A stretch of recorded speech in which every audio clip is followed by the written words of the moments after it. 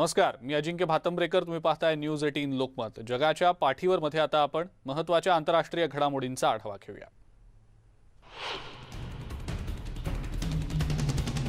कोविडमुळे जगभरात आतापर्यंत 40 लाख लोकांचे बळी गेलेत. नवीन आणि वेगानं प्रसार होणारा डेल्टा व्हायरस आणि लसीकरणाचा कमी असलेला वेग यामुळे ही संख्या वाढलेली आहे.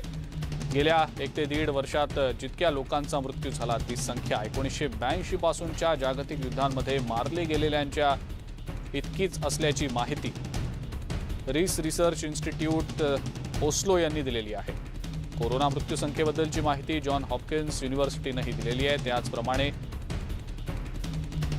2 वर्गांमधली दरीही प्रचंड वाढल्याचं समोर आलेलं आहे. आफ्रिकेत तर नव्या व्हायरसचा प्रसार आणखी वेगानं होतोय. लॅटिन अमेरिकेत सुद्धा 10 पैकी फक्त एका व्यक्तीचंच लसीकरण झाल्याचं सर्व्हे सांगतो.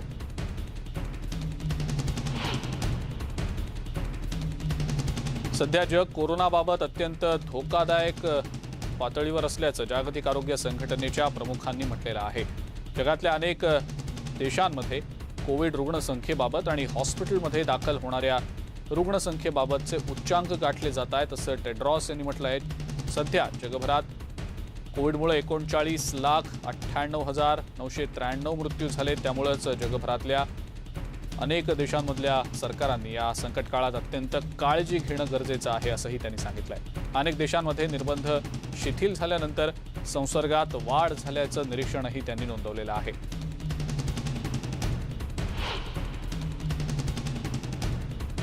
अमेरिकेच्या कोलोराडोमधल्या हॅदी रसेल ही महिला लस घ्या बक्षीस मिळवा मोहिमेतील 1 मिलियनच्या लॉटरीची विजेती ठरलेली आहे. कोलोराडोचे गव्हर्नर जॅरेड पुलिस यांनी बुधवारी ही घोषणा केली. लसीकरणाला प्रोत्साहन देण्यासाठी ही मोहीम अमेरिकेतल्या काही राज्यांमध्ये राबवण्यात आलेली आहे. दर आठवड्याला 10 लाख रुपयांच्या लॉटरीसाठी एक विजेता निवडला जातो. ज्यांनी किमान एक लस घेतली आहे ते या लॉटरीसाठी आपोआपच पात्र ठरतात. या मोहिमेमुळे लसीकरणात वाढ झाल्याचं गव्हर्नर यांचं म्हणणं आहे. पण काहीही यातनं फारसा फरक पडलेला नसल्याचं मिळालेल्या माहितीमधून स्पष्ट झालेलं आहे. कोरोना रुग्णसंख्येमध्ये वाढ झाल्यानं जपान सरकारनं टोकियोमध्ये 22 ऑगस्टपर्यंत आणीबाणी जाहीर केलेली आहे. येत्या 2 आठवड्यात ऑलिम्पिक स्पर्धा होत असलेल्या टोकियोमध्ये संसर्गाचं प्रमाण जास्त असल्याची माहिती स्थानिक माध्यमांनी दिलेली आहे. बुधवारी एकाच दिवसात टोकियो महानगरपालिकेनं 920 नव्या रुग्णांची नोंद केलेली आहे. मे महिन्यानंतर एकाच दिवसात नोंद झालेली ही सर्वोच्च रुग्णसंख्या आहे. यापूर्वी 13 मेला 1010 रुग्णांची नोंद झालेली होती.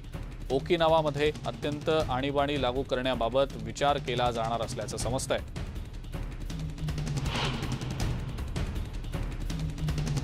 चिलीमध्ये अत्यंत कठीण परिस्थितीत अत्यंत प्रतिकूल परिस्थितीत शिक्षक विद्यार्थ्यांना ऑनलाईन शिक्षणाचे धडे देत आहेत. जवळपास 1 वर्षांहूनही जास्त काळ आणि कोणतंही आवश्यक साहित्य पुरवल्याशिवाय शिक्षकांना हे असं शिकवण्याची सक्ती करण्यात आलेली आहे. या शिक्षणाचा अनेकांवर नकारात्मक परिणाम होतोय असं तज्ज्ञांचं मत आहे.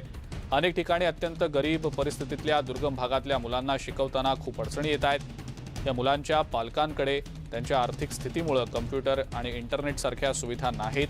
अनेक विद्यार्थी अत्यंत दाटीवाटीच्या भागात राहतात. त्यामुळे विद्यार्थ्यांना आणि शिक्षकांना सुद्धा अनेक अडचणींचा सामना करावा लागतोय. सर्व युरोपियन युनियन सदस्य देश युरोपियन आर्थिक क्षेत्रातल्या 3 देशांसह ब्लॉकच्या नवीन ट्रॅव्हल सिस्टमचा भाग म्हणून जोडलेले आहेत असं युरोपियन कमिशननं आता निश्चित केलेलं आहे. आणि या अंतर्गत सदस्य राष्ट्रांमध्ये प्रवास करायला लोकांना परवानगी आहे. यासाठी क्वारंटाईन किंवा कोरोनाची अतिरिक्त चाचणी करण्याची गरज नसल्याचंही स्पष्ट करण्यात आलेलं आहे. EU डिजिटल सर्टिफिकेट हे अधिकृतरित्या बुधवारपासून अंमलात देखील आलेलं आहे. अनेक सदस्य राष्ट्रांनी पर्यटनासाठी गेल्या महिन्यापासूनच हे सर्टिफिकेट वापरायला सुरुवातही केलेली होती.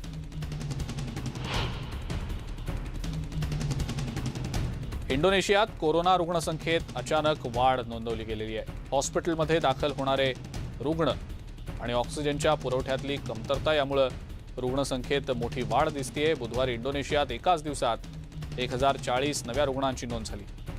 कोरोना महामारीला सुरुवात झाल्यानंतर नोंदवण्यात आलेली ही सर्वोच्च संख्या आहे. हॉस्पिटल्समध्ये आधीच क्षमतेहून कितीतरी जास्त रुग्ण दाखल आहेत. ऑक्सिजनचा पुरवठा सुरळीत नाही.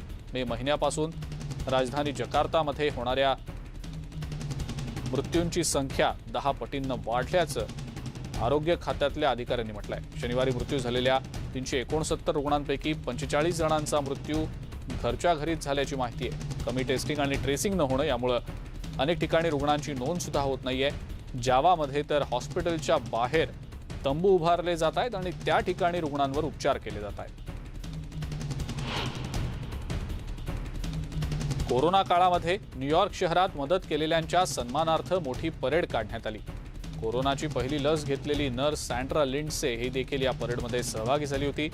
तिला परेडची ग्रँड मार्शल असा सन्मान दिला गेला। हा आपला खूप मोठा बहुमान असल्याची प्रतिक्रिया सँड्रानं दिली। आपण लस देण्याचं काम यापुढे सुद्धा सतत करतच राहणार असल्याचं तिनं म्हटलंय।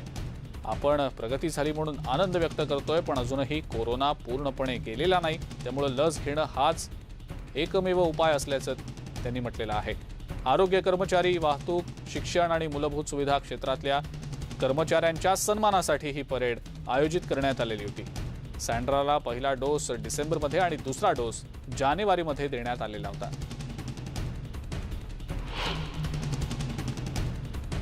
ऑस्ट्रेलियातली कोरोना रुग्णसंख्या सुद्धा दिवसेंदिवस वाढत असल्याचं दिसतंय। ग्रेटर सिडनीमधली कोरोना स्थिती गंभीर असल्याचं पंतप्रधान स्कॉट मॉरिसन यांनी म्हटलेलं आहे। त्यामुळे सर्व रहिवाशांनी लॉकडाऊनच्या नियमांचं काटेकोरपणे पालन केलं पाहिजे असं आवाहन त्यांनी केलंय। सिडनीमध्ये बुधवारी 38 नव्या रुग्णांची नोंद झालेली आहे, त्यामुळे चिंता वाढतीये। कारणाशिवाय घराबाहेर पडू नका असं आवाहन केलं जात आहे। बर्थडे पार्टीज, कौटुंबिक सोहळे अजिबात करू नका असंही त्यांनी आवाहन केलंय। सिडनीच्या 3 उपनगरांमधल्या संवेदनशील भागांमध्ये ॲस्ट्राझेनेका आणि फायझरचे अतिरिक्त 3 लाख डोस देण्याचे आदेश सुद्धा पंतप्रधान मॉरिसन यांनी दिलेले आहेत। ऑस्ट्रेलियात सध्या लसीकरणाचा वेग अत्यंत संथ असल्याचं दिसतंय।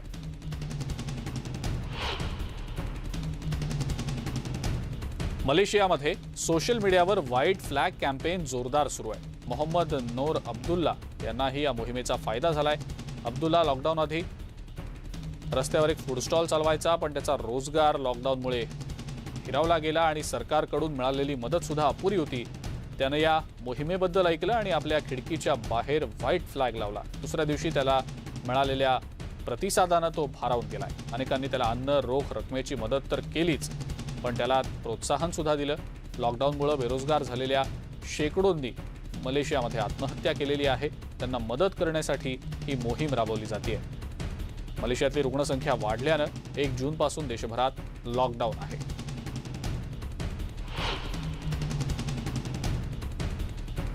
लक्झमबर्गचे पंतप्रधान झेवियर बेटेल यांना कोरोना टेस्ट पॉझिटिव्ह आल्यानं आता रुग्णालयात दाखल करण्यात आलेलं आहे। त्यांची प्रकृती सध्या स्थिर आहे।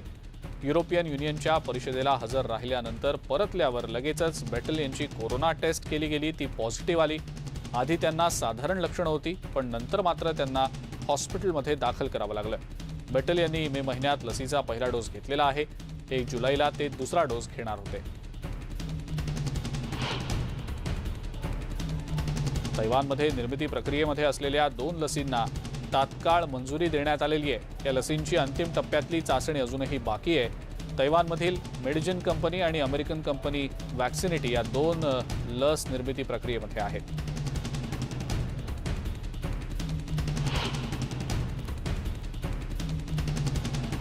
कोरोनामुळे लेबनॉनमध्ये सेवा क्षेत्राला मोठा फटका बसलाय। त्यामुळे पर्यटनावर आधारित असलेल्यांना मोठ्या आर्थिक नुकसानाला सामोरं जावं लागतंय।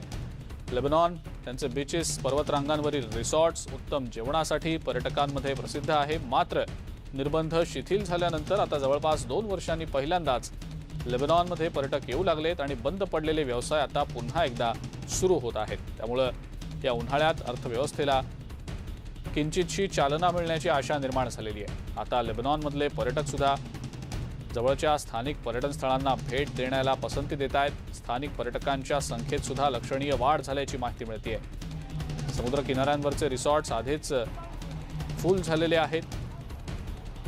उंचीवरचे रिसॉर्ट्स, पब्स आणि हॉटेल सुद्धा पुन्हा सुरू करण्यात आलेली आहेत।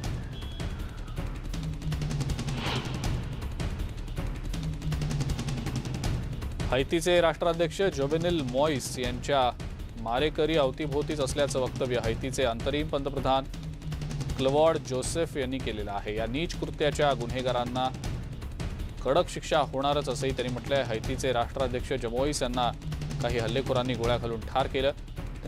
या हल्ल्यामध्ये त्यांची पत्नी सुद्धा गंभीरपणे जखमी झालेली आहे। जोसेफ यांच्या विरोधातली नाराजी आणि गँग वॉर या सगळ्या पार्श्वभूमीवर ही हत्या झाल्याचं सांगितलं जात आहे। हैतीमध्ये सध्या अतिशय गोंधळाचं वातावरण आहे, आणीबाणीची स्थिती आहे आणि आंतरराष्ट्रीय एअरपोर्ट सुद्धा बंद करण्यात आलेला आहे।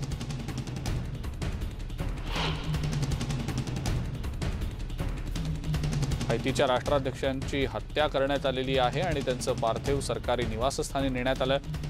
अंतरिम अध्यक्ष क्लेड जोसेफ यांनी दिलेल्या माहितीनुसार प्रशिक्षित आणि सराईत अशा सशस्त्र गटानं या हल्ल्याला एकंदरीतच हा हल्ला त्यांनी केलेला होता। मोस यांना त्यांच्या घरात ठार केलं गेलं। या हल्ल्यात त्यांची पत्नी देखील जखमी झाल्यानं त्यांना रुग्णालयात दाखल करण्यात आलेलं आहे। या हत्याकांडामुळे आजूबाजूच्या देशांमधला अराजकतेचा प्रश्न पुन्हा एकदा ऐरणीवर आलेला आहे। बुधवारी हैतीचे राष्ट्राध्यक्षांच्या हत्येनंतर डॉमिनिकन रिपब्लिकनं हैतीला लागून असलेली आपली सीमा बंद केलेली आहे। डॉमिनिकन रिपब्लिकचे अध्यक्ष लुईस ॲबिडनर यांनी सैन्याच्या उच्च कमांडरसोबत झालेल्या बैठकीत आपल्या सीमा बंद करण्याचे आणि महत्त्वाच्या ठिकाणांवर गस्त घालण्याचे आदेश दिले। ॲबिडनर यांनी आपल्या ट्विटमध्ये म्हटलंय की हा हल्ला म्हणजे हैती आणि आजूबाजूच्या प्रदेशाच्या लोकशाही व्यवस्थेवरचा हल्ला आहे।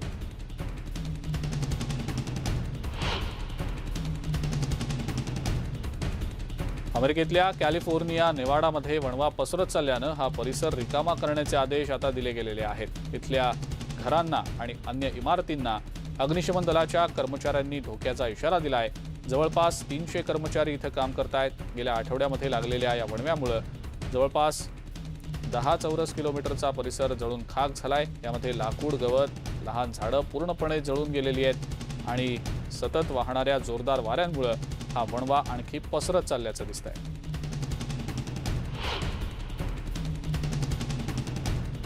एल्सा चक्रीवादळामुळे फ्लोरिडामध्ये बुधवारी एका व्यक्तीचा मृत्यू झाला आणि काही जण जखमी झाल्याचं समजतंय। एल्साचा वेग 9 तासांपासून 73 किलोमीटर प्रति तास असल्याची माहिती नॅशनल हरिकेन सेंटरनं दिलेली आहे। फ्लोरिडाच्या उत्तरेकडच्या भागामध्ये दरड देखील कोसळल्याचा प्रकार घडला। एल्सामुळे फ्लोरिडात जास्त नुकसान झालं नाही, पण तरी सुद्धा पुराचा धोका आहे आणि काही ठिकाणी चक्रीवादळाचा जोर वाढेल असा देखील इशारा दिला गेलाय। काही इमारतींचं नुकसान झाल्याची ही माहिती आहे। जॉर्जिया आणि साऊथ कॅरोलिनाच्या समुद्र किनाऱ्यांना देखील चक्रीवादळाचा इशारा देण्यात आलेला आहे।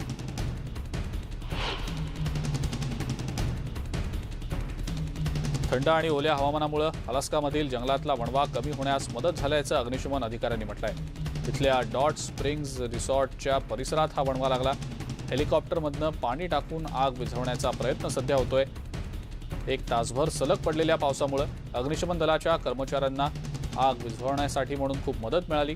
18 जूनपासून हा वणवा लागल्याची माहिती मिळते।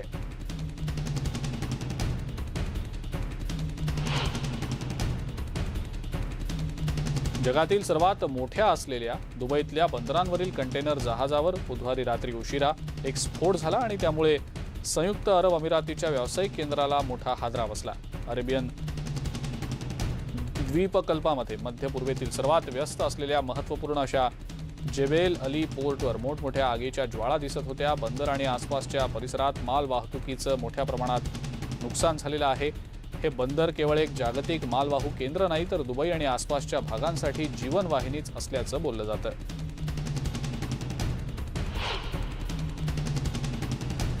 दुबई बंदरात उभ्या असलेल्या कंटेनर जहाजाला बुधवारी रात्री उशिरा आग लागल्यामुळे बंदरापासून 25 किलोमीटर अंतरावर असलेल्या इमारती आणि खिडक्या देखील हादरल्या। संपूर्ण शहरभर याचे परिणाम जाणवले। जागतिक पातळीवर सर्वात महत्त्वाचं आणि व्यस्त असं हे दुबईचं बंदर आहे। या स्फोटात जीवितहानी झाल्याचं मात्र वृत्त नाही, मात्र बंदर आणि आसपासच्या माल वाहतुकीचं मोठं नुकसान झाल्याचं समजतंय। हा स्फोट नेमका कोणत्या कारणामुळे झाला ते अद्याप कळू शकलेलं नाही। युरो कपमध्ये इंग्लंडच्या विजयानंतर फॅन्सनं भरपूर जल्लोष केला। डेन्मार्क विरुद्धची मॅच जिंकत इंग्लंड युरोच्या फायनलमध्ये आता पोहोचलेला आहे। फायनलमध्ये रविवारी रात्री इंग्लंडचा सामना इटलीशी होणार आहे। लंडनच्या वेम्बले स्टेडियमवर हा सामना होणार आहे। 1966 मध्ये इंग्लंडनं होम ग्राउंडवर युरो कप जिंकला होता आणि त्यानंतर पहिल्यांदाच असा सामना होतोय। इंग्लंडमध्ये सातत्यानं रुग्णसंख्येत वाढ होतीये। स्टेडियममध्ये मर्यादित प्रेक्षकांना प्रवेश असून सुद्धा जवळपास 66,000 प्रेक्षक या सेमीफायनलच्या मॅचसाठी उपस्थित असल्याचं समजतंय। जगाच्या पाठीवर मध्ये वेळ झाली एका ब्रेकची। बघत रहा न्यूज 18 लोकमत।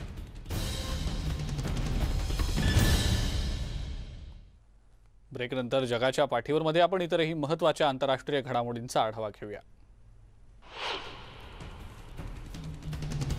एकेकाळी दुर्मिळ होत चाललेल्या पांडाच्या प्रजातींच्या संख्येत आता लक्षणीय वाढ होतीये। गेल्या काही वर्षांमध्ये सातत्यानं चीनमध्ये पांडांची संख्या वाढवण्यावर भर दिला जातो आणि याचाच परिणाम म्हणून आता चीनमध्ये सध्या 1800हून जास्त इतकी पांडांची संख्या झाल्याचं सांगितलं गेलंय।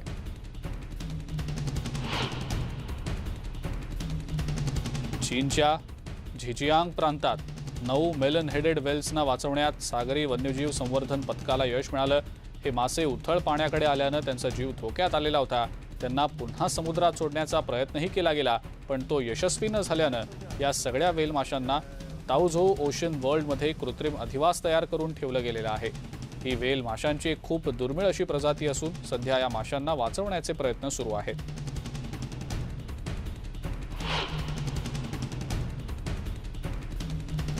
बेल्जियमच्या झूमध्ये सोमवारी 10 जिंटू पेंग्विन्स भेट देण्यात आलेली आहेत। अंटार्क्टिकामध्ये सापडणाऱ्या प्रजातीचे हे पेंग्विन्स आहेत। हे पेंग्विन्स पेरी डायझा या झूमध्ये सध्या बघायला मिळत आहेत।